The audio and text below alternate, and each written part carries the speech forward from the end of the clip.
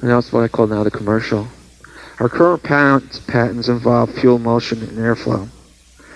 I do a lot of carburetor work, and this is why I get involved with the droplet idea and everything I do.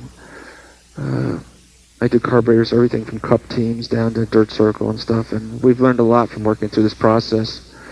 The smaller the droplet, the better. The less you do to impede the droplet, the better.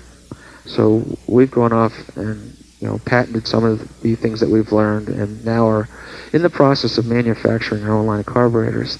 And they're done in billet right now. That's why you see that there.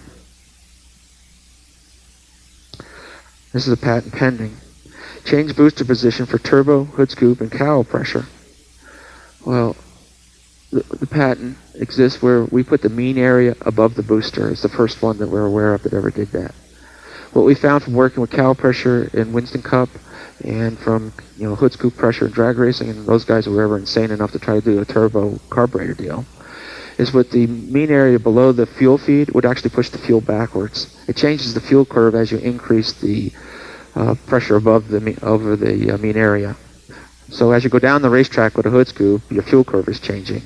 As the guys are going 200 miles an hour at Talladega or Daytona, the fuel curve is changing. So we said we're going to develop a carburetor so that the fuel curve would always be linear to the pressure differential. So that was one of our patents right there, just moving the mean area up. This gives you a little better clue. You can see it from the bottom. Prototype DAM carburetor bottom view. If you can see here now that the mean area is above the fuel delivery.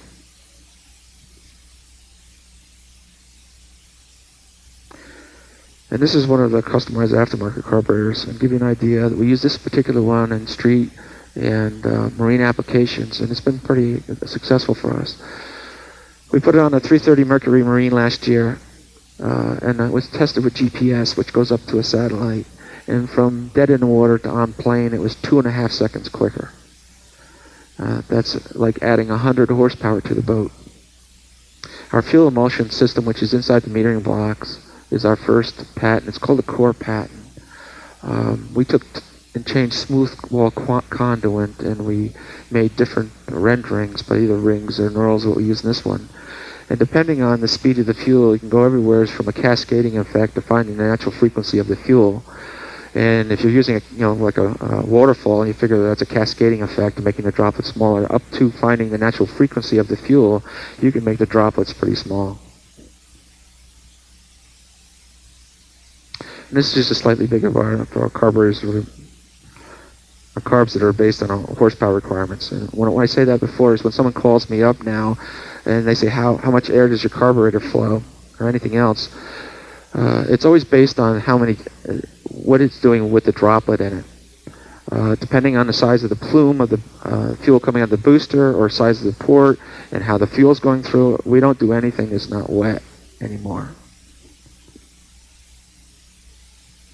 And there were some tricks to getting our patents in some stock-looking carburetors. Right now, if you go to some of the circuits where they only allow a stock-appearing carburetor, we're doing pretty fortunate. In a 2-barrel, just changing the metering block and putting one of our metering blocks is about 12 foot-pounds of torque. This 4-barrel, and that's a finished carburetor, it looks stock, but there's about 50 horsepower in that carburetor.